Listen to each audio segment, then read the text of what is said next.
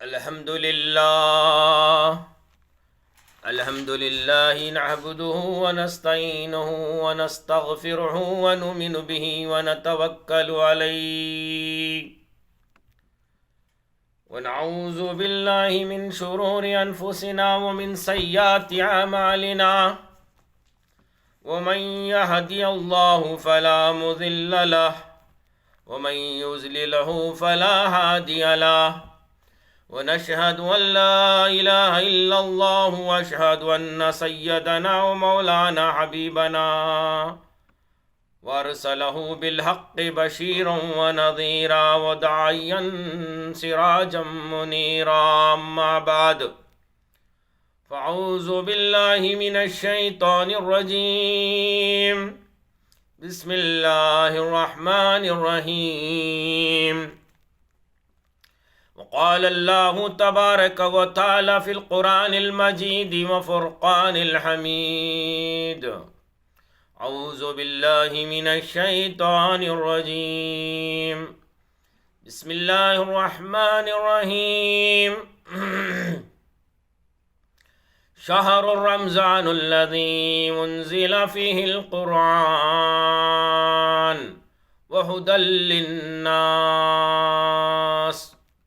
وقال النبي صلى الله عليه وسلم أن رسول الله صلى الله عليه وسلم قال إذ جاء رمضان فتحت أبواب الجنة أو كما قال عليه الصلاة والسلام اللهم صل على سيدنا شفيعنا حبيبنا مولانا محمد صلى الله عليه وسلم في أول كلامنا اللهم صل على سيدنا شفيعنا حبيبنا مولانا محمد النبي صلى الله عليه وسلم في أوسط كلامنا اللهم صل وسلم على حبيبك خير خلقه وكله في آخر كلامنا. معزز برادران اسلام، محترم بزرگوں، عزیز نوجوان ساتھیوں اور میری پردہ نشین ملت کی ماؤں اور بہنوں، السلام علیکم ورحمۃ اللہ وبرکاتہ. تخلیق کائنات کے بعد اللہ تبارک و تعالیٰ نے آدم انسان کا وجود بخشا. میرے عزیزوں، یہ ساری کائنات کا نظام قدرت خداوندی سے چلتا ہے. کائنات کے اندر جتنے بھی اشیاء جات ہیں وہ سب انسان کی ضرورت کے لیے اللہ تبارک و تعالیٰ نے پیدا فرمایا. یہ زمین، یہ آسماں، چمکتا سورج، چاند، ستاروں کی کہکشاں، ہوا، پانی، سمندروں کی یہ لہریں، یہ پہاڑ، یہ دن، یہ رات، یہ سالوں کا گزرنا، دن ہفتوں میں، ہفتے مہینوں میں تبدیل ہونا، یہ سب نظام اللہ نے آدم انسان کی سہولت کے اعتبار سے بنایا ہے. دوستو، عزیز نوجوان ساتھیوں، جس طرح سے ساری مخلوق پر آدم انسان کو فوقیت بخشا، اسی طرح سارے انسانوں میں انبیاء علیہ السلام کو فضیلت بخشی اللہ تبارک و تعالیٰ نے. اور سارے انبیاء پر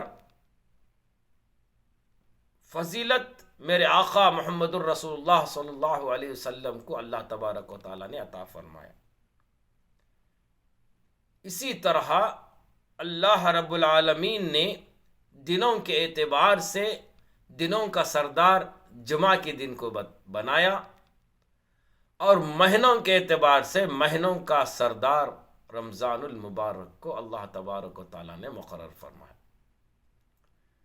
میرے عزیز نوجوان ساتھیوں، میں آج اسی عنوان کو لے کر آپ حضرات کی خدمت میں حاضر ہوا ہوں. اللہ تبارک و تعالیٰ نے پھر سے ہمیں یہ مبارک مہینہ ہمارے لیے نصیب فرمایا. تو اس مبارک گھڑی کے اندر میں سب سے پہلے امت مسلمہ کو اس مبارک مہینے کی مبارک باد پیش کرتا ہوں. اللہ تبارک و تعالیٰ کے فضل سے آپ تمام حضرات کو ماہ رمضان کی آمد کی مبارکباد پیش کرتا ہوں، قبول فرمائیں۔ اور اللہ تبارک و تعالیٰ سے دعا ہے کہ اللہ تبارک و تعالیٰ پوری امت مسلمہ کو اس ماہ مبارک کی تمام فضیلت و برکات سے فیض یاب ہونے کی ہم سب کو توفیق عطا فرمائیں، آمین ثم آمین۔ میرے محترم بزرگ و عزیز نوجوان ساتھیوں، اس مہینے کے تعلق سے بہت سارے احادیث مبارکہ بھی اللہ تبارک و تعالیٰ کے رسول صلی اللہ علیہ وسلم نے ارشاد فرمایا، اور اس کے فضیلت کے اعتبار سے اللہ تبارک و تعالیٰ نے خاص اپنی کتاب میں ارشاد فرمایا، شہر رمضان الذی انزل فیہ القرآن وہدی للناس، یہ وہ مہینہ ہے جس میں ہم نے اپنے قانون کو نازل فرمایا، اپنے کلام پاک کو، اپنے کتاب کو، اپنے قرآن کو ہم نے نازل فرمایا، جسے ہم قرآن کہتے ہیں۔ یہ وہ مبارک مہینہ ہے، ہم نے اسے آسمانوں سے زمین پر جو ہے بذریعہ وہی ایک نیک بندے انسان پر یعنی محمد الرسول اللہ صلی اللہ علیہ وسلم پر نازل فرمایا۔ یہ وہی وہ مہینہ ہے جسے ہم رمضان کہتے ہیں۔ میرے محترم بزرگوں، عزیز نوجوان ساتھیوں، یہ اللہ کا مہینہ ہے۔ اللہ تبارک و تعالیٰ نے فرمایا، یہ رمضان میرا مہینہ ہے، جو بندہ اس میں نیکی کرے گا میں اس کے نیکی کا اجر میں اپنی طرف سے دوں گا۔ یہ وہ مبارک مہینہ ہے میرے محترم بزرگوں، عزیز نوجوان ساتھیوں۔ یہ خود اللہ تبارک و تعالیٰ نے ارشاد فرمایا کہ میں اس کا اجر میں اپنی طرف سے دوں گا۔ غیر رمضان میں تم ایک نیکی کرو گے تو اس رمضان میں ہم تم کو 70 گنا زیادہ بڑھا کر لکھیں گے۔ غیر رمضان میں ایک نفل پڑھنے کا ثواب صرف ایک نفل کا دیا جاتا تھا، لیکن رمضان کے اندر ایک نفل کا ثواب ایک فرض کے برابر ہم تم کو دیں گے، اور ایک فرض کا ثواب 70 فرضوں کے برابر ہم تم کو تمہارے نامہ اعمال میں لکھا جائے گا۔ اللہ اکبر! کتنا بڑا مبارک مہینہ ہے، اللہ تبارک و تعالیٰ نے ہمیں اسے ہم سب کو عطا فرمائے۔ میرے محترم بزرگوں، عزیز نوجوان ساتھیوں، اس کا اجر خود اللہ تبارک و تعالیٰ ہمیں دیں گے۔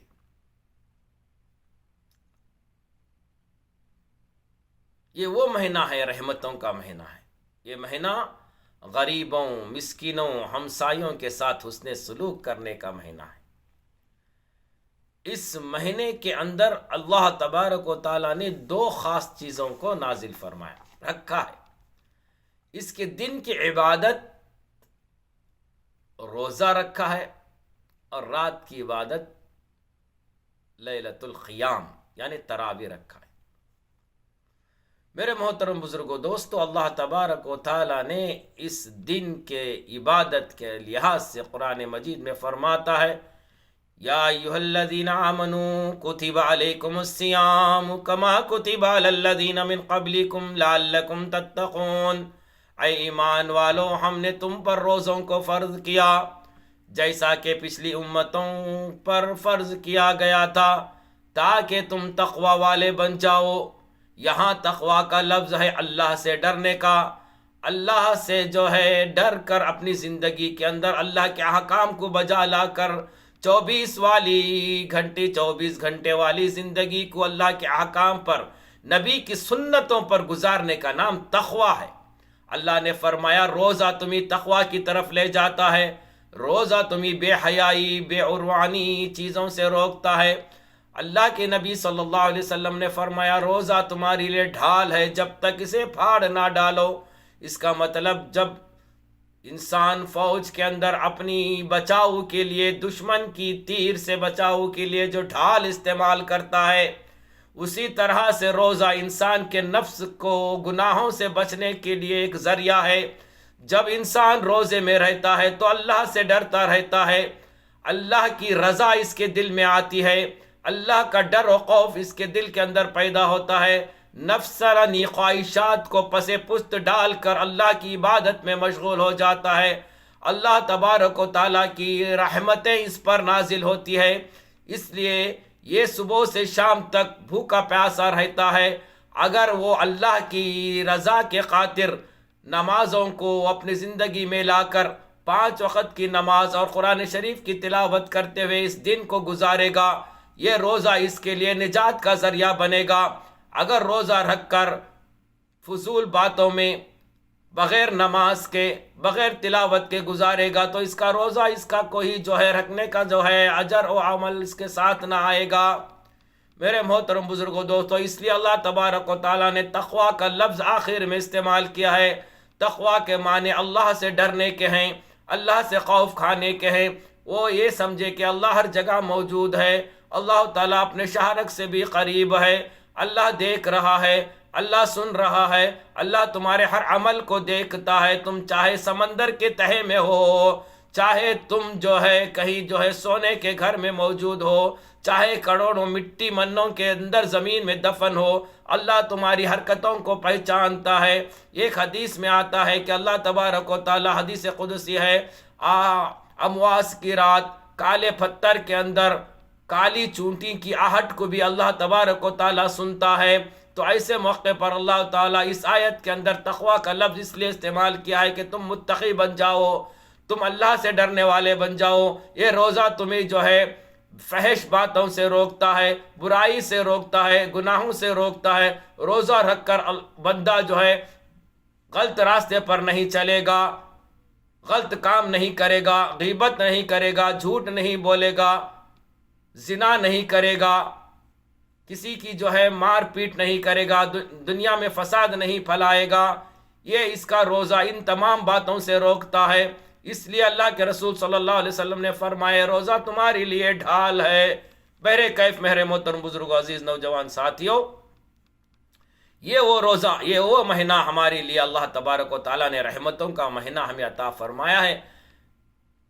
اس کی وعید میں ایک حدیث آتی ہے میرے محترم بزرگوں، عزیز نوجوان ساتھیوں، یہ بہت ہی جامعہ حدیث ہے۔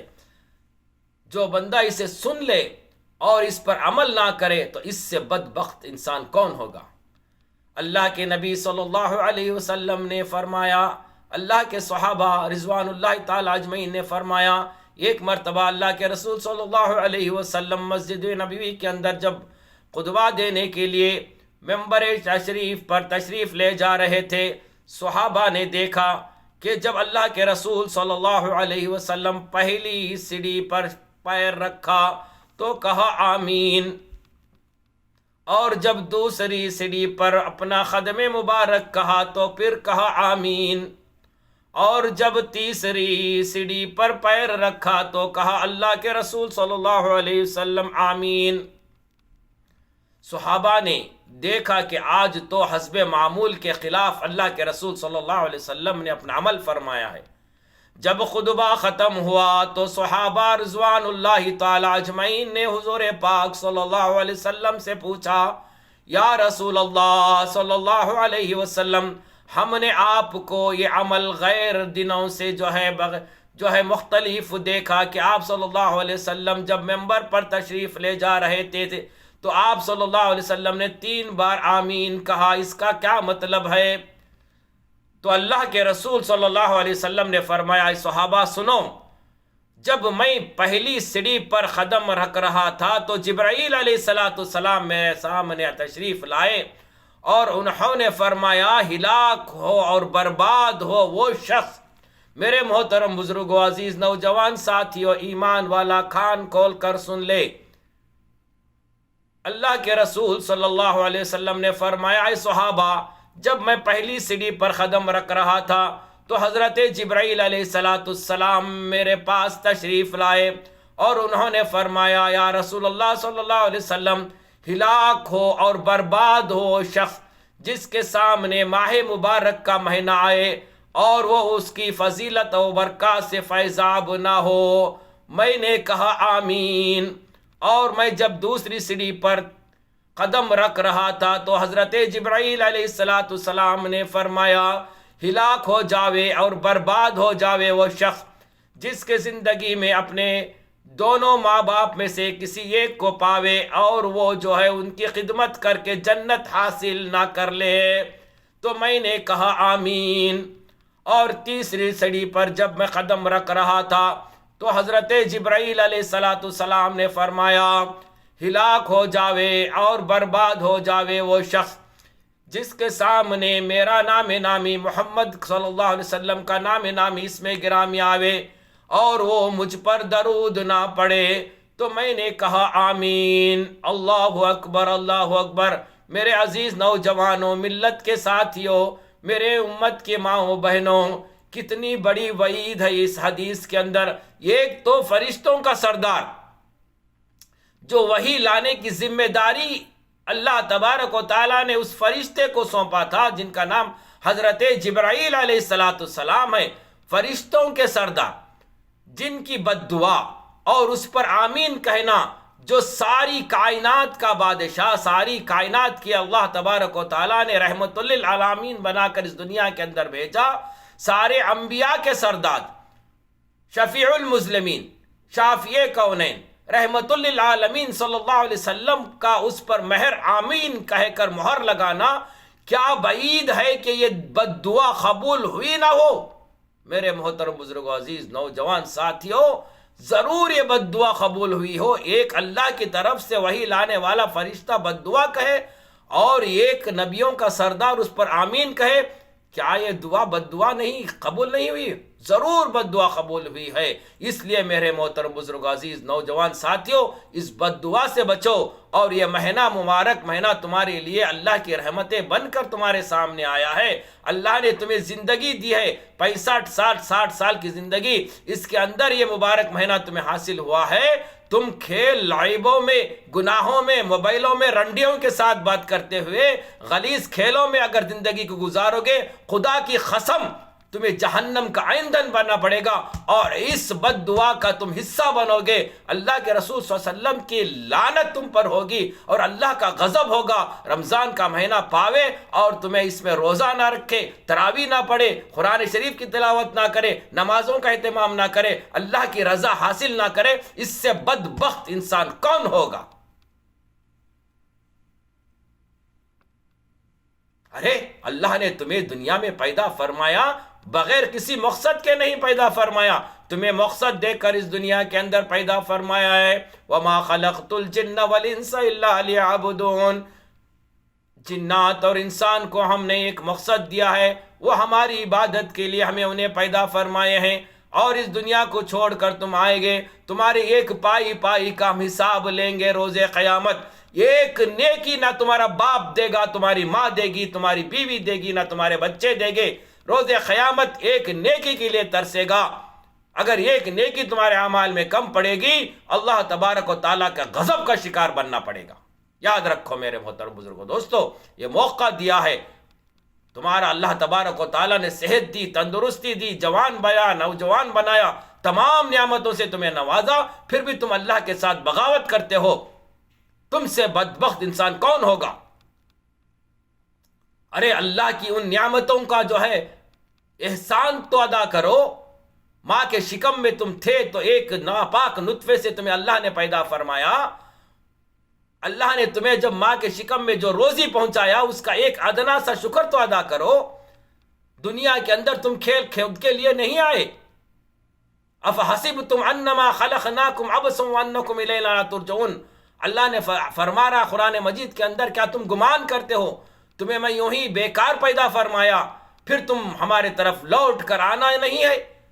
ارے انسان غفلت میں کیا پڑا ہوا ہے، یہ 60 70 سال کی زندگی چھوڑ کر خبر کے گڑھے میں جائے گا، کیڑے مٹھی تیرے جسم کو کھائیں گے، ازدے تجھ سے نوچیں گے۔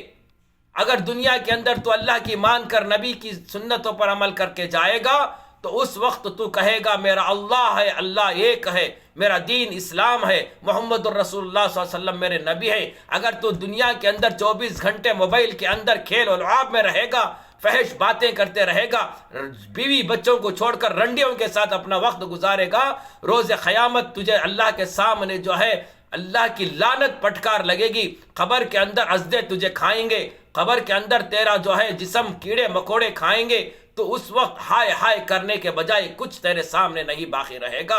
اس سے بہتر ہے کہ توبہ کر لے, استغفار کر لے. یہ مبارک مہینہ تیرے سامنے آیا ہے, اللہ نے فرمایا کہ ایک کے بدلے میں تجھے 70 نیکیاں دوں گا. اللہ فرماتا ہے کہ تیرے سمندر کے جھانکوں کے برابر بھی گناہ ہوں گے. ایک بار میرے دربار میں آ, آنسو بہا اور مجھ سے مانگ, میں تیرے پورے تمام گناہوں کو معاف کر دوں گا, اور تو ایسا بنے گا کہ آج تو اللہ اپنی ماں کے شکم سے باہر آیا ہے, پاک و پاک ہو کر میں تجھے ایسا بناؤں گا. بشرط ہے کہ تو اللہ کے دربار میں آ, اپنے گناہوں کی تلافی کر اور اللہ سے معافی مانگ, اور اللہ کے اس بتائے ہوئے راستے پر, اللہ کے رسول صلی اللہ علیہ وسلم کی سنتوں پر زندگی بنا کر اس دنیا سے جا. اللہ تبارک و تعالیٰ تجھے اس دنیا سے بڑی 70 گنا جنت عطا فرمائے گا. میرے محترم بزرگوں, دوستو, یہ وہ مبارک مہینہ ہے. نہ جانے اس سال ہمیں ملا ہے, آئندہ سال ملا یا نہ مانے, کون جانے موت کب آئے گی, کس وقت آئے گی, کہاں آئے گی, وہ اللہ ہی بہتر جانتا ہے.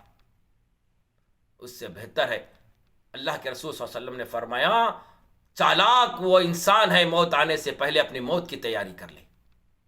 بہتر ہے میرے محترم عزیز نوجوان ساتھیوں, میں مؤدبانہ گزارش کرتا ہوں آپ حضرات سے, آج امت اس حالت پر چل رہی ہے, اس ماحول میں چل رہی ہے کہ ساری فسطائی طاقتیں اس پر جو ہے لتاڑ رہی ہے, اسے برباد کرنے پہ تلی ہے, مسلمانوں کو جو ہے برباد کرنے پہ تلی ہے, اسلام کو جو ہے ناکام کرنے پر تلی ہے. ایسے وقت میں ہم اپنے اخلاق کو پیش کریں, اپنے اسلام پر قابض رہنے کی کوشش کریں. محترم بزرگوں, دوستو, خاص کر ہندوستان کے اندر ایسے حالات رونما ہوئے ہیں کہ خون کے آنسو رونا پڑ رہا ہے کہ آج یہ مسلمانوں پر کیسی مصیبت آ رہی ہے.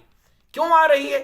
اپنے اعمال کی وجہ سے, اپنے کردار کی وجہ سے. ہم نے اللہ کے حکام کو چھوڑا, مسجدوں کو ویران کر دیا, سود میں مبتلا ہو گئے, حرام خوری میں مبتلا ہو گئے, زنا میں مبتلا ہو گئے, شراب خوری میں مبتلا ہو گئے. اللہ کے رسول صلی اللہ علیہ وسلم کی وہ پاکیزہ, وہ نورانی طریقے اپنی زندگیوں سے نکل کر چلے گئی تو غیر ہم پر حاوی ہوا اور اسلام کو جو ہے بدنام کرنے کی کوشش کرنے پر تلے ہوئے ہیں. وہ مسلمانوں کو جا بجا گاجر مولی کی طرح کاٹے جا رہے ہیں. آج ہندوستان کے اس نقشے کو اٹھا کر دیکھو, مسلمانوں پر کیا ہو رہا ہے. کہیں لنچنگ کے نام پر مسلمانوں کو جو ہے مارا جاتا ہے, کہیں گائے کے گوشت پر مسلمانوں کی لاشوں کا ڈھیر انبار لگایا جاتا ہے, کبھی مسلم لڑکیوں کے حجاب کے تعلق سے شریعت پر دھاوا بولا جا رہا ہے, تو کبھی جو ہے کئی جو ہے ایک فلمیں بنا کر مسلمانوں کو بدنام کی جا رہی ہے. محترم بزرگوں, عزیز دوستو, میں اس ماہ مبارک کے چند کلمات کے بعد حالات حاضرہ پر چند باتیں کہنے کی گزارش کرتا ہوں. آپ حضرات سے بغور ان باتوں کو سماعت فرمائیں کہ اس ماہ مبارک کے اندر فسطائی طاقتوں کا کیا منصوبہ بنا ہوا ہے, کیا سازشیں کرنے پر تلے ہیں, خاص کر ہندوستان کے اندر.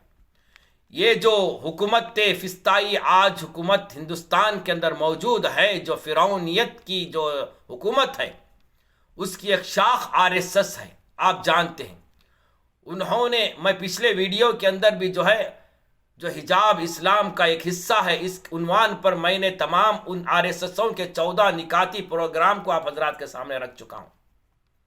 اس میں ایک پروگرام بھی ہے کہ زیادہ سے زیادہ جو ہے پیسہ اکٹھا کریں, جو مسلمانوں کے ہتھیار بارود کے لیے اکٹھا کر کے مسلمانوں کو بدنام کرنے کی کوشش کریں.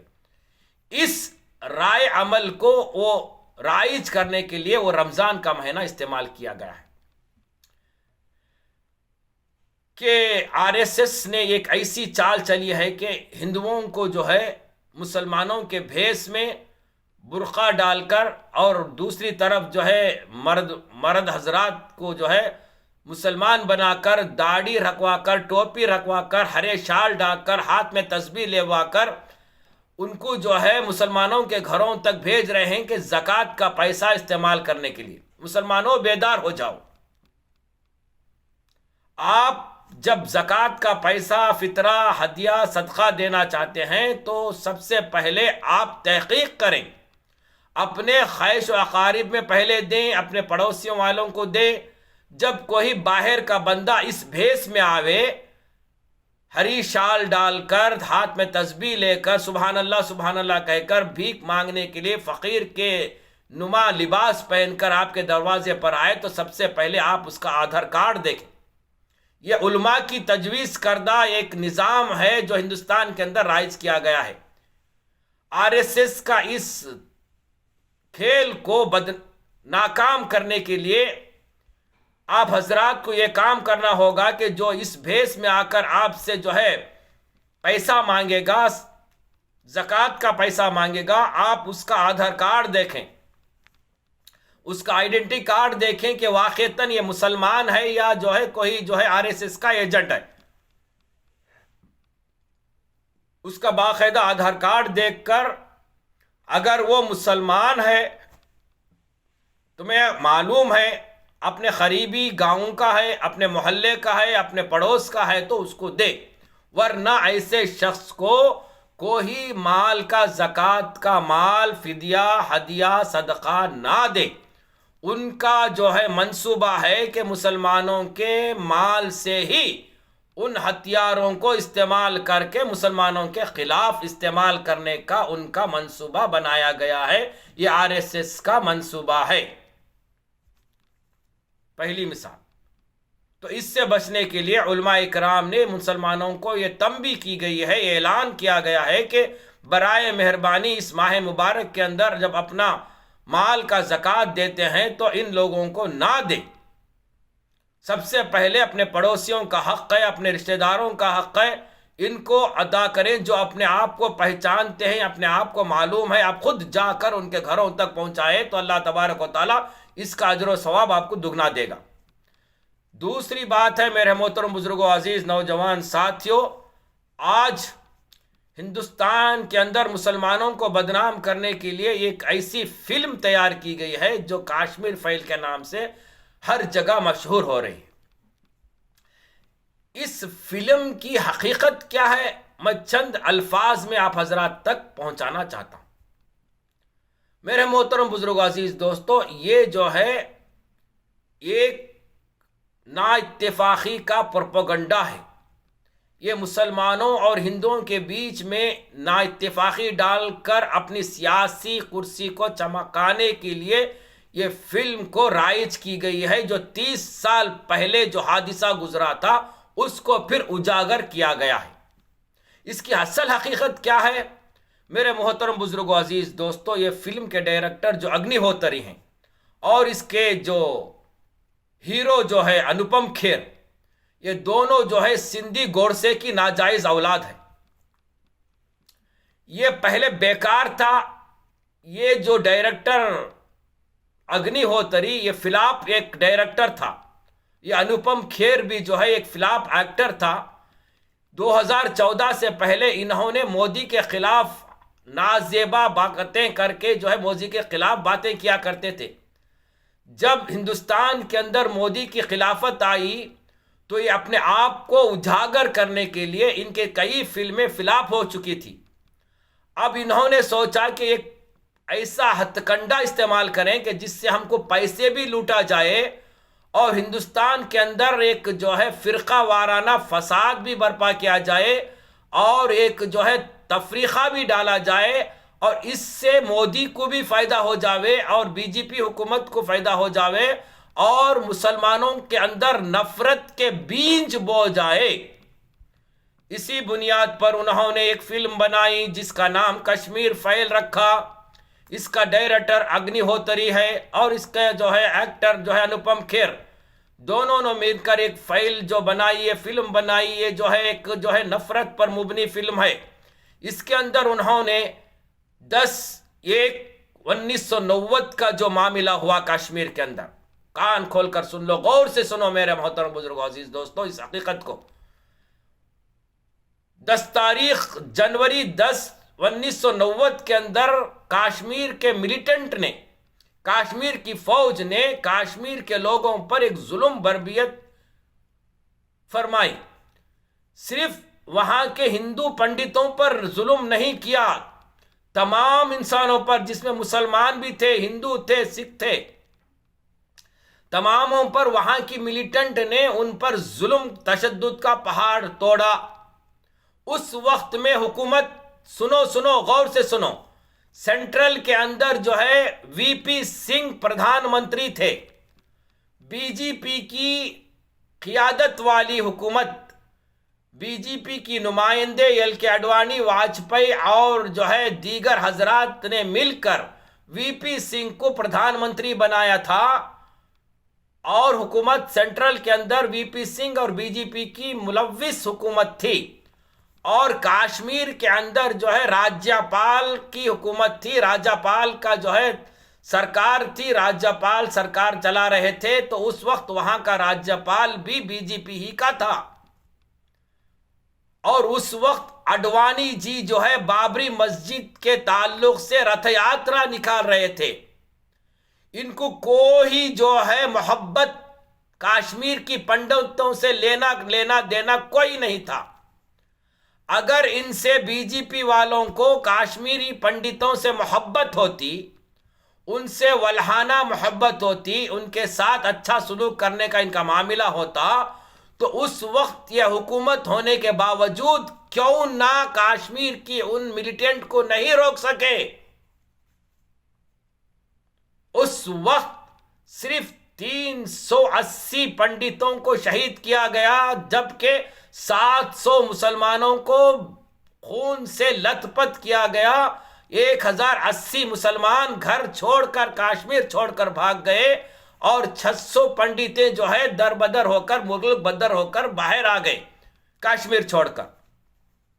1990 کے اندر نہ تو اس وقت کوئی کانگریس کی حکومت تھی، نہ تو راجیو گاندھی پردھان منتری تھے، نہ تو کاشمیر کے اندر فاروق عبداللہ سی ایم تھے، کوئی مسلمان کا نمائندہ کوئی حکومت پر نافذ نہیں تھا، بی جے پی کی حکومت تھی، بی جے پی کا راجیہ تھا، اور بی جے پی بابری مسجد کے تعلق سے رتھ یاترا کر رہے تھے۔ اس وقت یہ جو ہے گوڈسے کی اولاد مودی بھی موجود تھا۔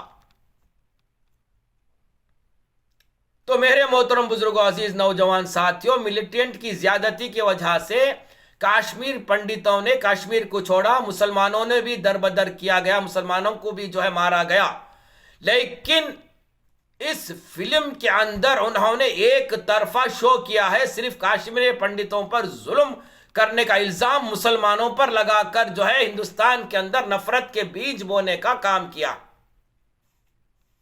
تاکہ آئندہ آنے والے 2024 کے الیکشن میں مودی کو اس کا فائدہ ہو، بی جے پی کو اس کا فائدہ ہو۔ براہ راست اس فلم کو ہیلپ پہنچانے والا مودی ہے، آج کا پردھان منتری۔ 30 سال ہو گئے، 30 سال ہونے کے بعد اس فلم کو رائج کرنے کی کیا ضرورت تھی؟ اگر اسی طرح سے تم فلم بنانا چاہتے ہو تو میں سرکار سے سوال کرتا ہوں، گجرات کا اس ہولناک عالمہ کی ایک فلم بناؤ گجرات فائل کے تعلق سے، جو مسلمانوں پر جو ظلم و تشدد کیا گیا، یہی مودی تھا وہاں کا چیف منسٹر۔ مسلمان، نعوذ باللہ من ذالک، مسلمان حاملہ عورتوں کے بچے سے پیٹ میں سے بچہ نکال کر ترشول کی نوک پر چڑھا کر جو ہے بچے کو مارا گیا۔ اس سے بڑا ظلم ہندوستان کی تاریخ میں کبھی نہیں ہوا ہوگا۔ کیا تم اس کو بھی بتا سکتے ہو؟ کیا تم اس کی بھی فلم نکال سکتے ہو؟ جعفر جعفری کے جو کانگریس کے ایم پی تھے، ان کے بیوی کے سامنے ایک ایم پی کی دردناک موت کا وہ حاملہ، وہ نظارہ آج بھی سپریم کورٹ کے اندر ان کی اہلیہ اس کیس کو چلا رہی ہے۔ خدا کی قسم، اس ایک ہندوستان کا ایک پارلیمنٹ کا ممبر جو مسلم ہونے کے ناطے اپنی جان کی بھیک مانگتا رہا مودی سے، اس وقت سی ایم تھا، مودی نے صرف پولیس والوں کو یہ کہہ کر بھی دیا کہ اس کو کھینچ کر مارو۔ مسلمان ہونے کی بنیاد پر اس ایم پی کو جو ہے ٹکڑے ٹکڑے کر کے جلا دیا گیا، مار کر جو ہے اس کی لاشوں کو کتوں کے حوالے کیا گیا۔ کیا یہ بھی اس کی فلم بننی چاہیے تاکہ مسلمان کو معلوم ہو جائے، ہندوستان کے عوام کو معلوم ہو جائے کہ مسلمانوں پر کتنی ظلم و بربریت کی ہے؟ یہ ہے میرے محترم بزرگوں، عزیز نوجوانوں، آج ہندوستان کا حال، جس پر مسلمانوں کو جو ہے طرح طرح کے ظلم و ستم پر ڈھالا جا رہا ہے۔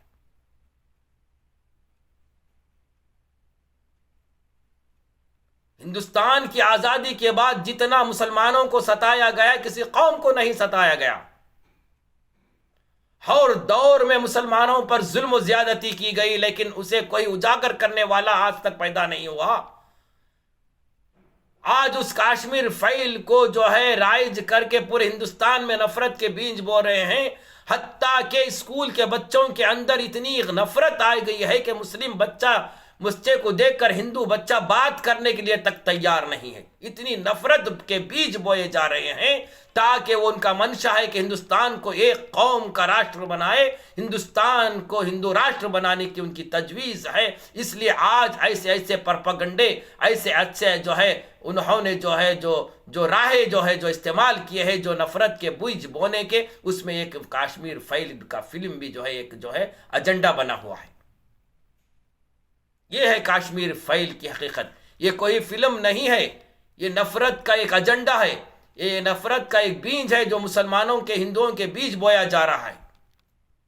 اور اس پر ہی بس نہیں ہوا، انہوں نے سب سے پہلے 3 طلاق کا مدعا لایا، لنچنگ کے نام پر مسلمانوں کو مارا گیا، ایکسا سول قانون کوڈ لانے کی مداخلت کرنے کی کوشش کی گئی، ناکام ہو گئے۔ آج اتراکھنڈ کی جو حکومت بنی ہے، وہ اعلان کر چکی ہے کہ ہم ایکسا سول کوڈ نافذ کریں گے۔ ان کے باپ کی بھی ہمت نہیں ہوگی کہ ایکسا سول کوڈ نافذ کرے، کیونکہ ہندوستان کا سمویدھان ہمیں ادھیکار دیتا ہے، ہندوستان کا سمویدھان ہمیں یہ حق دیتا ہے کہ ہندوستان کے اندر رہنے والا ہر شہری اپنے مذہب کے تئیں اپنے قانون کی آڑ میں اپنی زندگی کو گزارے۔ یہ حق ہمیں ہندوستان کا آئین دیتا ہے، ہر ایک مذہب کا ہر ایک قانون ہے۔ جس طرح سے مسلمانوں کا مسلم پرسنل لا بورڈ ہے، مسلم پرسنل لا ہے، اس کے تحت مسلمان اپنی 24 گھنٹے والی زندگی کو بنا سکتا ہے، اس پر چل سکتا ہے۔ اسی طرح ہندوس اپنے ہندو دھرم کے نام پر اپنے تہواریں منا سکتا ہے۔ سکھ، بدھ، عیسائی اپنے اپنے دھرموں کے نام پر اپنی زندگیوں کو گزار سکتے ہیں۔ یہ ہمیں ہندوستان کا سمویدھان ہمیں اس کی دعوت، اس کا ہمیں پرمیشن دیتا ہے۔ اس میں کسی ایک کا یہ حق نہیں ہے کہ وہ ایک قانون بنائیں جس کے تحت پوری قومیں اس پر چلیں۔ یہ کوئی ہمیں اختیار نہیں دیتا، ہم اس کو مانتے ہی نہیں، اور اس کا ہندوستان کا آئین اسی اجازت بھی نہیں دیتا۔ آج مسلمانوں کو بدنام کرنے کے لیے اتراکھنڈ کے اندر یہ قانون، وہاں کا سی ایم اعلان بھی کر چکا ہے کہ ہم آنے کے بعد اس کو رائج کریں گے، اور آنے کے بعد انہوں نے اعلان بھی کیا ہے، وہاں احتجاج بھی شروع ہو چکے ہیں۔ اس کے لیے مسلم پرسنل لا بورڈ کے تمام ائمہ اکرام، جمعیت علماء ہند اس پر غور و خوض کی جا رہی ہے۔ بہرکیف محترم بزرگوں، عزیز نوجوان ساتھیوں، آج ہندوستان کا یہ علم ہو گیا ہے، یہ حال ہو گیا ہے کہ فسطائی طاقتیں مسلمانوں پر حاوی ہوتی جا رہی، اور اب اس پر بھی وہ بس نہ ہونے کی بنیاد پر اور ایک ہتھ کنڈا انہوں نے استعمال کیا ہے۔ ہندوستان کی بی جے پی کی جو شاخیں ہیں، وشو ہندو پریشد، RSS، بجرنگ دل، انہوں نے مل کر ایک اور نیا پروپیگنڈا شروع کر دیا حلال کے نام سے۔ واہ، نعوذ باللہ من ذالک، حلال کے نام سے لوگوں کو بھڑکایا جا رہا ہے۔ حلال کیا ہوا جانور، حلال کیا ہوا چیزیں آپ استعمال نہ کریں، اس سے مسلمانوں کو تقویت پہنچ رہی ہے۔ ہم ہندو ہیں، ہم کٹا ہوا یعنی کٹر ایک ہی دفعہ کاٹ کر حلال جانور کیا جاتا ہے وہ کھائیں گے، حلال نہیں کھائیں گے۔ آج گھر گھر جا کر ہندوؤں کو بوکھلایا جا رہا ہے، ہندوؤں کو نفرت کی آگ میں دھونسا جا رہا ہے، سارے انسانوں کو نفرت کی آگ میں دھونسا جا رہا ہے، صرف اس لیے کہ اپنی کرسی کو اختیارات کو حاصل کرنے کے لیے۔ محترم بزرگوں، عزیز نوجوان ساتھیوں، مسلمان خود پتہ نہیں کہ حلال کیا چیز ہے، حرام کیا جائز ہے۔ یہ ڈیبیٹ میں جا کر، ٹی وی ڈیبیٹوں میں جا کر کچھ نہ کچھ عوض بحث بکتے رہتے ہیں۔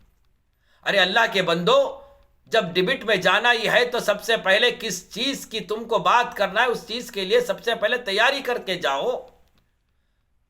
جب ڈبیٹ میں کو پوچھا جا رہا ہے حلال کیا ہے، کھٹا کیا ہے، یہ چیزیں کیا ہے، آپ کے اسلام نے اس کو شریعت میں اس کی اجازت کیا ہے، ہم جب بھی کسی بات کا اقرار کرتے ہیں تو سب سے پہلے اسلام کو سامنے رکھیں، شریعت کو سامنے رکھیں. ہم مسلمان ہیں، ہم اللہ کے نام لیوا ہیں، ہم اس نبی کے امتی ہیں جس نے ہمیں ساری زندگی کا سلیقہ سکھایا.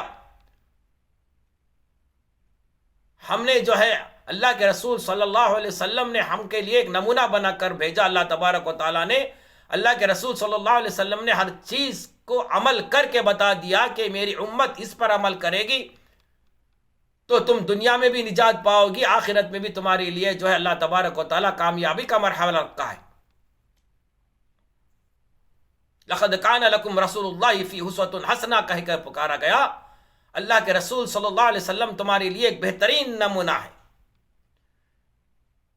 آج مسلمان رسول اللہ صلی اللہ علیہ وسلم کی سنت کو پس پشت ڈال کر جو ہے زندگی بسر کر رہا ہے تو اسے جو ہے فسطائی حکومتوں کا جو ہے اس طرح سے سامنا کرنا پڑ رہا ہے.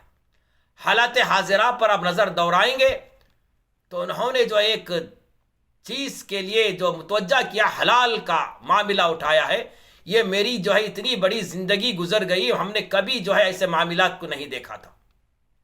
آج ہندوستان کس موڑ پر جا رہا ہے، ہندوستان کا مسلمان کس ہر سرحد پر کھڑا ہے، کبھی آپ نے غور کیا ہے؟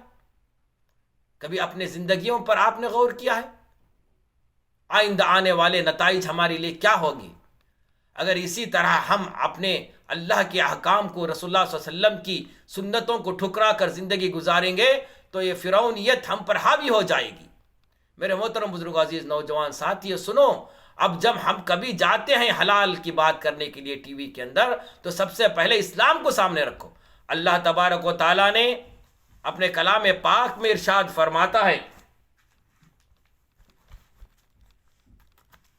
سورۃ البقرہ کے اندر آیت نمبر 127 کے اندر اللہ تبارک و تعالیٰ فرماتا ہے، یا ایھا الناس کلوا مما فی الارض حلالا طیبا ولا تتبعوا خطوات الشیطان انہ لکم عدو مبین.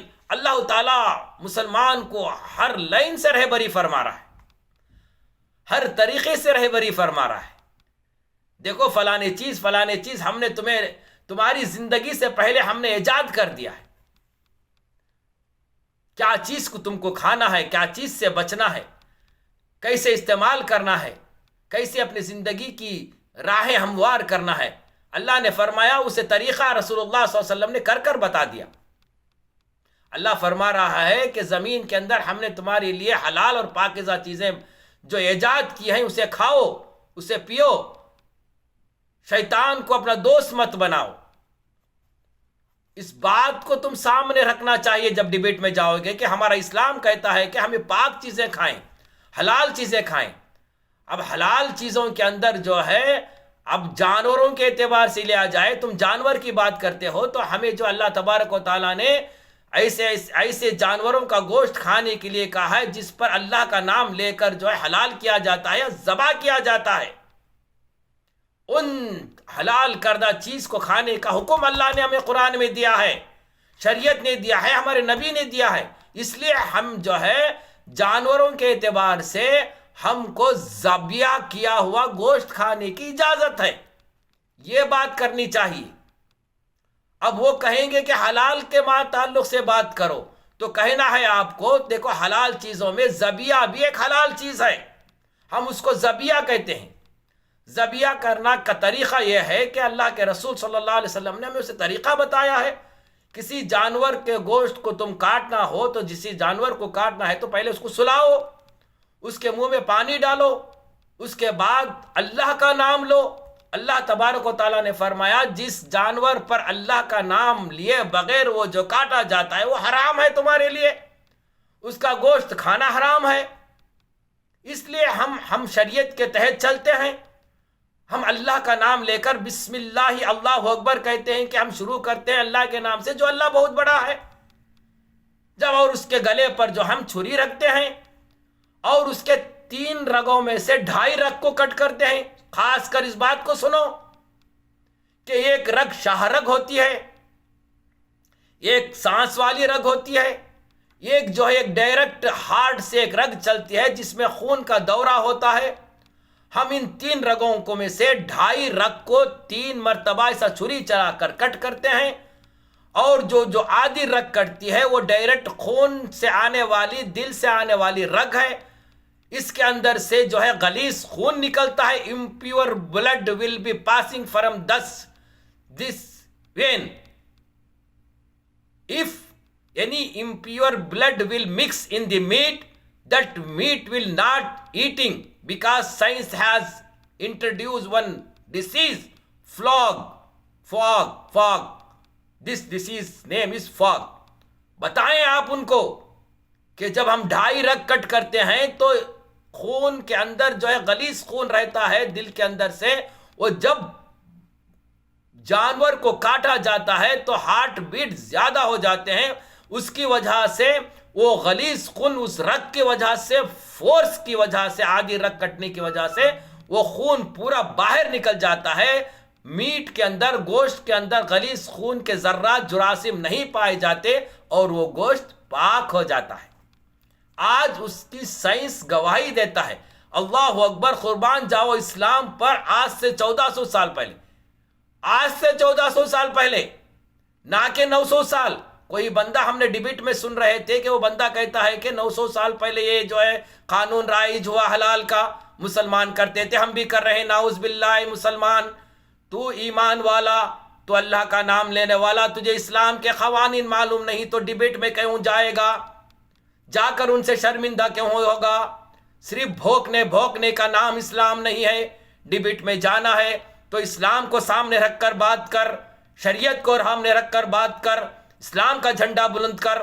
تو مسلمان ہے، تو اس نبی کا امتی ہے جس نے اللہ کے رسول صلی اللہ علیہ وسلم نے پتھر کو کھا کر پھول برسائے، اپنے اخلاق کے ذریعے سے اسلام کو برسایا، یہودیوں کے سامنے اپنے اسلام کو پیش کیا، قرآن کو پیش کیا.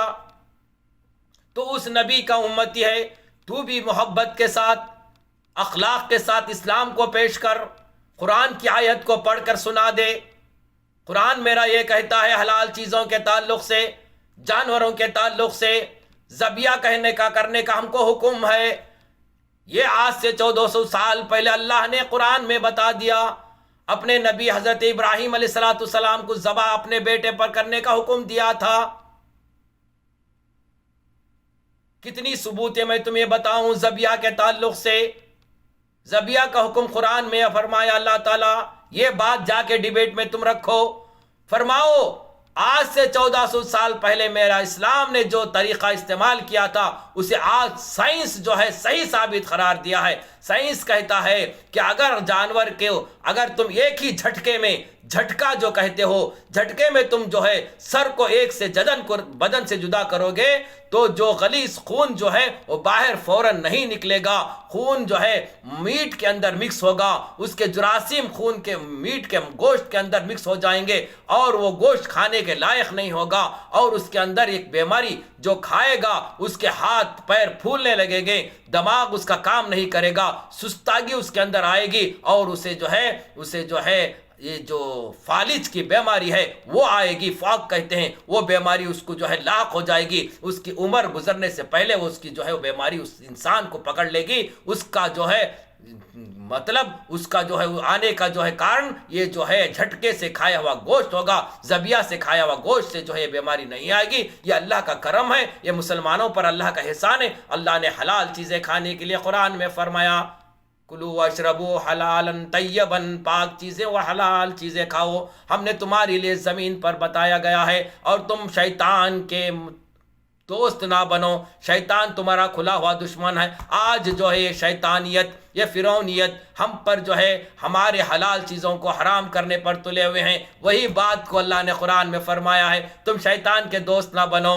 یہ آج جھٹکا کی بات کر رہے ہیں. ارے تم تو جھٹکا کا گوشت کھاؤ، تم تو گوبر کھانے والے، تم تو گائے کا پیشاب پینے والے، تم وہ قوم ہو جو ایک جانور کا پیشاب پیتے ہو، نعوذ باللہ من ذالک، تم وہ قوم ہو جو گوبر، جو دوبر سے نکلا ہوا، غلاظت سے نکلا ہوا وہ کھاتے ہو، وہ تم کھانے والی قوم ہو، تم گوڑسے کی ناجائز اولاد ہو، تم کو کون روک رہا ہے؟ تو چاہے تم جھٹکا کھاؤ، چاہے تم گوبر کھاؤ، چاہے تم جو ہے پیشاب پی لو، چاہے تم زندگی کا نار جہنم کر لو، ہم کو کوئی مطلب لینا دینا نہیں ہے۔ ہم تو ہندوستان کے باشندے ہیں، ہندوستان ہمارا ملک ہے، ہمارا مادر وطن ہے، ہمیں ہندوستان کا آئین اجازت دیتا ہے کہ تم مذہب کے اعتبار پر اپنی زندگی گزارو، ہم گزاریں گے انشاءاللہ تا حیات، ہمیں جو ہے اسلام پر مر مٹیں گے، اسلام کے طریقے پر جانور کا ذبح کریں گے، ذبح کیا ہوا گوشت کھائیں گے، اور اسی پر حلال چیزیں ہم اپنی زندگی میں استعمال کریں گے۔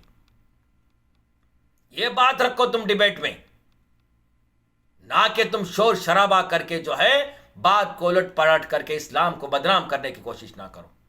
محترم بزرگوں، عزیز نوجوان ساتھیوں، آج یہ فسطائی طاقتیں، یہ فرعونیت مسلمانوں پر حاوی ہوتی جا رہی ہے۔ خدا کی قسم میرے محترم بزرگوں، عزیز نوجوان ساتھیوں، آج اب تم اپنے صفوں میں جو ہے اتحاد نہ برتو گے تو آنے والے دن بہت ہی کٹھن آپ پر گزرنے والے ہیں۔ یاد رکھو، یہ مبارک مہینے کے اندر ان کا فساد برپانا بہت بڑا علیمہ ہے، وہ ایک منصوبہ بندی کر چکے ہیں۔ اس لیے محترم بزرگوں، عزیز دوستو، اپنے آپ کو احتیاط برتیں۔ یہ مہینہ مبارک مہینہ ہے، اس کے اندر اپنے آپ کو جو ہے صبر کا لحاظ رکھتے ہوئے، صبر کا دامن تھامے ہوئے، وہ چاہے کچھ بھی کر لو، اگر ڈیبیٹ میں تم کو جانا ہے تو قرآن اور حدیث کے روشنی پر بات کرنے پر تلے ہو، ورنہ ڈیبیٹ میں مت جاؤ، جا کر اسلام کو برباد نہ کرو، شریعت کو بدنام نہ کرو، خاموش رہ جاؤ۔ وہ چاہے کچھ بھی کر لو، اللہ ہمارے ساتھ ہے۔ ان کے تمام پروپیگنڈے فیل ہوتے جا رہے ہیں۔ آخر میں انہوں نے یہ لمحہ اٹھایا ہے، یہ ایجنڈا اٹھایا حلال کا، انشاءاللہ اس پر بھی وہ ناکام ہو جائیں گے۔ کیا آپ کو یہ نظر نہیں آتا کہ یہ تمام حالات کیا اللہ تعالیٰ نے قرآن مجید میں اس کے اشارے فرمایا ہے؟ ہاں میرے عزیز نوجوان ساتھیوں، میں تمہیں ایک عجیب بات کہلانا چاہتا ہوں، سنانا چاہتا ہوں آج ہندوستان کے تعلق سے۔ یہ جو حالات ہم پر گزر رہے ہیں، بے شک اللہ تبارک و تعالیٰ نے اس کا تذکرہ قرآن مجید میں لفظ اشارتاً بتا دیا ہے، آج سے 1400 سال پہلے۔ محترم بزرگوں دوستو، لیکن ہم نے قرآن کو پس پشت میں ڈال دیا، ہم نے قرآن کو سمجھا نہیں، ہم نے قرآن کے اس ایک لفظ کا ترجمہ ہم نے جانا نہیں۔ قرآن ہمارے لیے اس لیے فرمایا شہر رمضان الذی انزل فیہ القرآن وہدی للناس، ہم نے لوگوں کی ہدایت کے لیے قرآن کو نازل فرمایا اس مہینے کے اندر۔ آج کے حالت حاضرہ کا ایک پس منظر اللہ تبارک و تعالیٰ نے قرآن مجید میں ارشاد فرمایا ہے۔ میں تمہیں لفظ با لفظ اپنے اس قرآن کی تفسیر کے ساتھ آپ حضرات کے سامنے رکھتے ہوئے اپنی بات کو ختم کرنے جا رہا ہوں۔ میں نے جتنے بھی تمہیں آج مسلمانوں پر جو ہے ہوئے فسطائیت طاقتوں کے ظلم و بربریت کے نظارے آپ کے حضرات کے سامنے رکھا ہوں، لنچنگ کا معاملہ ہو، لڑکیوں کو جو ہے حجاب کے معاملے میں تکلیف دینے والا ہو، اور جو ہے 3 طلاق کا معاملہ ہو، پسماندہ طبقات کو دبے کچلے لوگوں کو جو ہے ظلم و ضربیت میں جو دبایا جا رہا ہے وہ معاملہ ہو، اور حلال کا معاملہ ہو، اور فلموں کے ذریعے مسلمانوں کو بدنام کرنے کی کوشش کی جا رہی ہے، غلام گیری بنانے کی تعلق سے جو بات کی جا رہی ہے، ان تمام مناظروں کو اپنے جو ہے آنکھوں کے سامنے رکھیں، اور اس قرآن کی آیتوں کو آپ کے سامنے رکھتا ہوں، اس سے ملاحظہ فرمائیں کہ واقعتاً اللہ تبارک و تعالیٰ یہ معاملہ ہونے والا ہے، اس کا مشابہ جو الفاظ بیان کیا ہے واقعتاً قرآن اس کو اقرار کر رہا ہے۔ تو میرے محترم بزرگوں، عزیز دوستو، اللہ تبارک و تعالیٰ سورۃ القصص 20ویں پارے کے اندر اللہ تبارک و تعالیٰ سورۃ القصص کے اندر اس تمام مناظر کو ارشاد فرما رہا ہے۔ اب بغور ارشاد سنات فرمائیں، اللہ تبارک و تعالیٰ سورۃ القصص کے اندر آیت نمبر 2 سے شروع فرماتا ہے۔ اللہ تبارک و تعالیٰ ارشاد فرماتا ہے، ان فرعون علا فی الارض وجعل اہلها شیعا یستضعف طائفة منهم یذبح ابناءهم یذبح ابناءہم ویستحیی نساءہم انہ کان من المفسدین۔ اللہ تبارک و تعالیٰ جو ہے قرآن مجید کے اندر ایک ایسا واقعہ بیان فرما رہا ہے۔ آیت نمبر 2 میں ارشاد فرما رہا ہے، اے محمد صلی اللہ علیہ وسلم، اے محمد صلی اللہ علیہ وسلم، ہم ہی تمہیں ٹھیک ٹھیک سناتے ہیں موسیٰ اور فرعون کا قصہ، اور یہ سناتے ہیں ان لوگوں کی تربیت کے لیے ہے جو ایمان والے ہیں۔ اس کا مطلب یہ ہے کہ قیامت تک کے ایمان والے لوگوں کو اس قسم کے واقعات سے سبق لینے کی ضرورت پڑتی ہے۔ اس کے بعد اللہ تبارک و تعالیٰ نے اس فرعون کے تعلق سے آیت کریمہ ارشاد فرما رہا ہے، ان فرعون، جو آیت کی عادت پڑھی گئی۔ فرعون اپنے ملک میں بہت مغرور ہو گیا تھا، ملک پر قابض ہو کر بہت اونچے اونچے دعوے کرنے لگا تھا، اور اس ملک کے باشندوں کو مختلف طبقوں میں، ذات برادری میں، غور سے سنیں، ذات برادری میں بانٹ دیا تھا۔ دوستو، یہ ایسا نہیں لگتا کہ آج کے زمانے کے حالات اللہ نے بیان فرما رہے ہیں؟ آج بھی ایک فرعون جو حکومت میں جو ہے قابض ہوا ہے، وہ بھی جو ہے کئی ذات برادروں میں جو ہے حکومت کو بانٹ چکا ہے، کئی ذات برادروں میں جو ہے تقسیم کر چکا ہے۔ کسی برادری کو جو ہے ایک ایسا اونچا مقام عطا فرما ہے، کسی اور ایک برادری کو کوئی مقام عطا فرما رہا ہے۔ کیا ایسا نہیں لگتا کہ اللہ تبارک و تعالیٰ یہ آج کے حالات اس قرآن میں ارشاد فرما رہا ہے؟ ہمارے دیش کے حالات بیان ہو رہے ہیں۔ دوستو، قرآن ایک ایسی زندہ کتاب ہے، تو اس پر آیت کو پڑھ کر ایسا لگتا ہے کہ وہ آج ہی اتری ہے، آج ہی کے بارے میں بیان کر رہے ہیں۔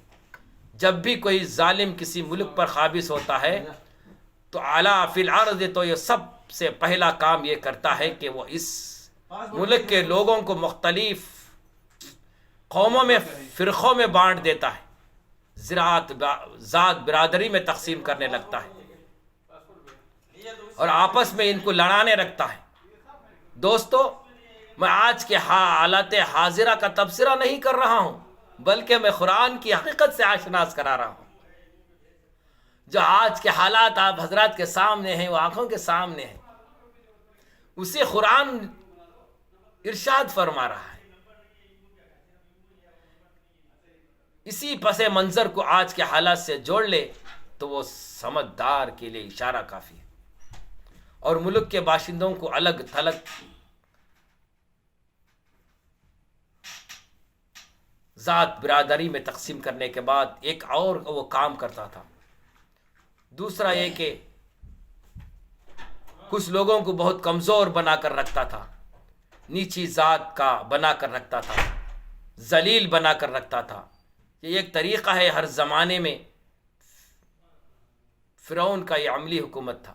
آج بھی جو ہے یہی کارنامہ ہندوستان کے اندر چل رہا ہے۔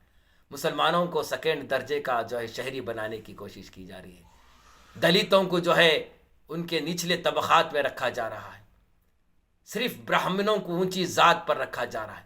کیا یہ آج کا پس منظر نہیں ہے؟ قرآن جو ہے صاف صاف الفاظوں میں آج کے قصے کو اشارے میں بیان فرما رہا ہے۔ فرعون کا یہ حکمت عملی ہے، استراتیجی ہے۔ وہ فرعون جب جس ملک میں یہ حرکتیں کر رہا تھا، ملک پر قابض ہو کر ملک کے باشندوں کو اس نے اونچی اونچی ذاتوں میں تقسیم کر کے ملک کے کروڑوں باشندوں کو بہت ہی ذلیل اور حقیر بنا کر رکھا تھا، بنیادی ادھیکاروں کے حقوق سے محروم کر رکھا تھا۔ تو وہ کام اور یہ کرتا تھا کہ اتنا ڈرتا تھا کہ کسی اگر قوم کے اندر کوئی مرد بچہ پیدا ہونے کی اسے خدشہ ہوتی تو وہ سمجھتا تھا کہ یہ بچہ آگے چل کر میری حکومت کو جو ہے نیست و نابود کرے گا۔ آج بھی ہندوستان کے اندر جو ہے مسلمانوں کے بچوں کو زیادہ ہونے کی بنیاد پر وہ جو ہے نسل بندی کرنے کا حکم دے رہے ہیں، تاکہ یہ جو ہے ان کے اندر پاپولیشن زیادہ ہو کر نہ یہ حکومت پر قابض ہو جائیں۔ اللہ اکبر، اللہ اکبر۔ میرے محترم بزرگوں، عزیز دوستوں، ان کا منشا ہو رہا ہے کہ 2 بچوں پر ان کو ختم کر دیں۔ یہ زیادہ شادیاں کرتے ہیں اور ان سے زیادہ بچے پیدا ہوتے ہیں، اور ان کی تعداد زیادہ بڑھ جائے گی تو کل خدا ناخواستہ یہ حکومت فرفائز ہو جائیں گے. ڈر رہے ہیں، یہ ڈر رہے ہیں تاکہ آئندہ حکومت مسلمانوں کی نہ ہو جائے. جس طرح سے فرعون ڈرتا تھا اپنی حکومت میں، اگر مرد بچہ پیدا ہو جائے تو کہیں وہ بچہ بڑا ہو کر جو ہے میری حکومت کا خاتمہ نہ کر دے. عین اسی طرح سے آج ہندوستان کے اندر یہ حکومت والے ڈر رہے ہیں کہ مسلمانوں کو 2 شادیاں کرنے سے روکا جائے، 2 بچوں کے اوپر زیادہ بچے پیدا کرنے سے روکا جائے، تاکہ ان کی نسل بندی کی جائے، ان کی نسل زیادتی نہ ہو جائے، تاکہ آئندہ چل کر یہ حکومت خبر خوابزیر نہ ہو جائے. اللہ اکبر، اللہ اکبر. قرآن کتنا بڑا رہبر ہے، ہماری رہبری کرتا ہے. میرے کہ محترم بزرگوں، عزیز دوستو، بہت یہ سچا ہے کہ جو ہے آج جو ہے کپڑوں سے پہچانا جا رہا ہے. دوستو، یہ لوگوں کو، مسلمانوں کو کپڑوں سے پہچانے جاتے ہیں اور اپنی قوم کی عورتوں کو زندہ رکھتا ہے.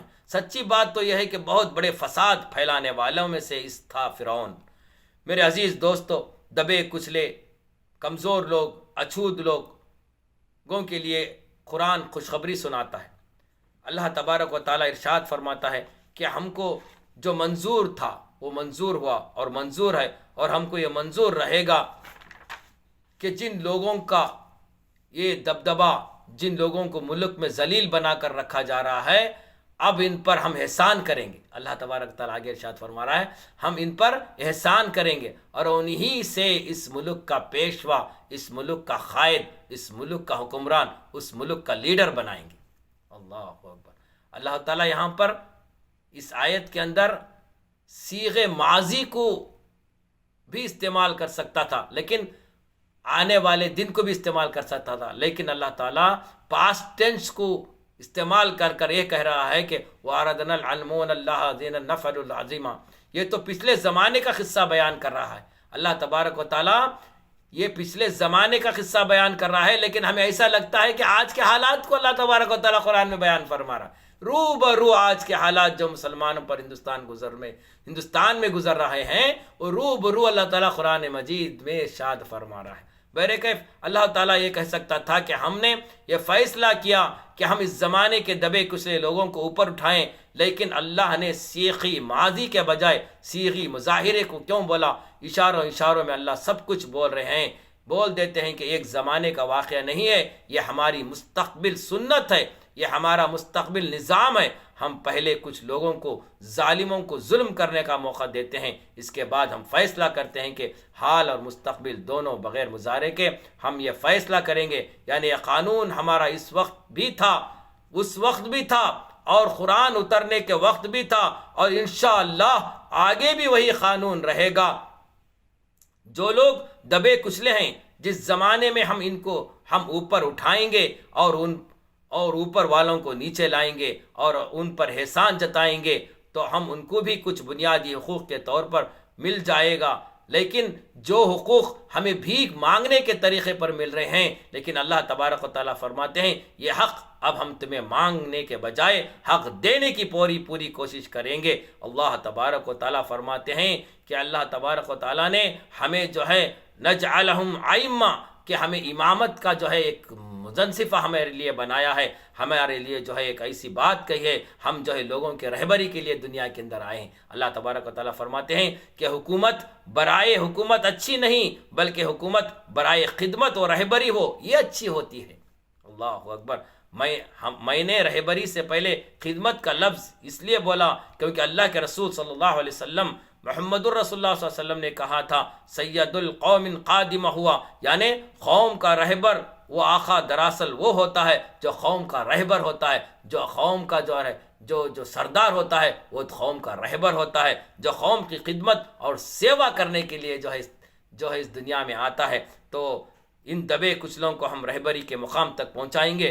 رہبری کا مقام حکمران کے مقام سے بہت بلند ہوتا ہے. میرے محترم عزیز دوستو، آگے اللہ تبارک و تعالیٰ ارشاد فرماتے ہیں کہ ہم جو ہے اس اپنے حکومت، اپنے حکم عملی سے ہم اس قوم کو اوپر اٹھائیں گے اور رہبری دیں گے. ایک دن ایسا آئے گا انشاءاللہ تعالیٰ یہ قوم کا رہبر بن کر، قوم کے خادم بن کر یہ کچے دبلے لوگ اور جو ہے اس فرعونیت کو ختم کریں گے. ایک دور وہ آئے گا جس طرح سے اللہ کے رسول صلی اللہ علیہ وسلم نے فرمایا تھا، ایک دور وہ آئے گا جو میری امت جو ہے اس دنیا پر قابض ہوگی اور حکومت بنائے گی. انشاءاللہ وہ دور نہیں جس طرح سے اللہ تبارک و تعالیٰ فرعون کو اللہ تبارک و تعالیٰ نے غرق فرمایا اور اس کے مقابل حضرت موسیٰ علیہ السلام کو کامیاب فرمایا، انشاءاللہ وہ دور بھی آئے گا، یہ فضائی طاقتیں ہمارے سامنے مٹ جائیں گی اور مسلمان جو ہے کامیاب ہو جائے گا۔ جتنے بھی ظلم و بربریت یہ مسلمانوں پر ہے نا لوٹ لیں، مسلمانوں پر کر لیں، یہ کرنے رہیں گے، لیکن اللہ تبارک و تعالیٰ ہمارا ساتھ دے گا۔ شرط ہے کہ تم اللہ کے حکام اور نبی کی سنتوں پر مر مٹنے کی کوشش کریں گے اور اپنے 24 گھنٹے والی زندگی اللہ کے حکام اور نبی کے طریقے پر گزاریں گے۔ اللہ تبارک و تعالیٰ کا وعدہ ہے کہ میں تمہیں دنیا میں بھی سرخ کروں گا اور قیامت کے دن میرے سامنے جب آئیں گے میں تمہیں جو ہے اس دنیا سے 7 بڑی گناہ جنت تمہیں عطا فرماؤں گا، بشرط کہ دنیا میں میری مان کر چلو اور نبی کی مان کر اس دنیا میں چلو۔ میرے محترم بزرگ دوستو، اللہ تبارک و تعالیٰ نے یہ مہینہ ہمیں عطا فرمایا ہے، بہت ہی مبارک مہینہ ہے، اس کی قدر کرو، ورنہ نبی کریم صلی اللہ علیہ وسلم کی اس حضرت جبرائیل علیہ السلام کی بد دعا اور حضرت محمد صلی اللہ علیہ وسلم کی آمین کی زرد میں نہ آ جاؤ۔ اس لیے میں آخر میں آپ حضرات سے گزارش کرتا ہوں، اس مہینے کی قدر کرو، اس مہینے کے تراویح کو جو ہے باقاعدگی سے پڑھو، اس مہینے کے تمام روزوں کو رکھو، اس مہینے میں عبادت گزارو اور اللہ کے کلام پاک کی تلاوت کرو اور اللہ کے بندوں کے ساتھ حسن سلوک کرو، اور جو ہے آئندہ کے جو مرحلے آئیں گے زکوٰۃ کا، صدقے کا، فطرے کا، انشاءاللہ لمحہ لمحہ ہر بات کو آپ حضرات کے سامنے رکھنے کی کوشش کروں گا۔ اس بات پر میں اپنی بات کو ختم کرتے ہوئے آخر سے اپنی التماس ہے آپ حضرات کے اس ویڈیو کو آخر تک، آخری لمحے تک اپنے خیش و خارج میں سماعت فرمائیں اور زیادہ سے زیادہ اپنے دوست و احباب میں شیئر کریں اور ثواب کے مستحق بنیں۔ اللہ تبارک و تعالی ہم سب کو کہنے سننے سے زیادہ اس بات پر عمل کرنے کی توفیق عطا فرمائے کہ ہم جو ہے اللہ کے حکام نبی کریم صلی اللہ علیہ وسلم کی بات کو لوگوں تک پہنچانے والے بنیں، کیونکہ ہمیں جو ہے خیر کی امت کہا گیا ہے، ہمیں اسی کام کے لیے اس دنیا میں آئے ہیں اور ہمارا دوسرا کوئی مقصد نہیں ہے کہ اللہ کے حکام اور رسول اللہ صلی اللہ علیہ وسلم کی باتوں کو لوگوں تک پہنچانا ہے اور حق بات کو پہنچانا ہے، امر بالمعروف نہیں یعنی منکر کرنا ہے، اور اسے اللہ تعالیٰ ثواب دے گا، انشاءاللہ اجر و ثواب دے گا انشاءاللہ تعالیٰ۔ یہ ایک بات بلغوا عنا ولو آیا کی جو حدیث ہے، اگر تم ایک آیت بھی جانتے کیوں نہ ہو وہ تو لوگوں تک پہنچائیں گے تو اللہ تعالیٰ اس کا اجر و ثواب اپنے اعمال میں ضرور بضرور دے گا۔ اسی بنیاد پر میں اپنی بات کو ختم کرتے ہوئے آپ سے التماس کرتا ہوں کہ اس مبارک مہینے کی قدر کرو اور جو ہے اس مہینے کے اندر اپنے زیادہ سے زیادہ عبادت کرنے کی کوشش کرو اور ہمارے اس الفاظ کو لوگوں تک پہنچا کر ثواب دارین حاصل کریں۔ اللہ تبارک و تعالی ہم کو اور آپ کو اس مہینے کی تمام فضیلت و برکات سے فیض یاب ہونے کی توفیق عطا فرمائے۔ وآخر دعوانا علی الحمدللہ رب العالمین، السلام علیکم ورحمۃ اللہ وبرکاتہ۔ پھر ملیں گے انشاءاللہ، دعا میں یاد رکھیں۔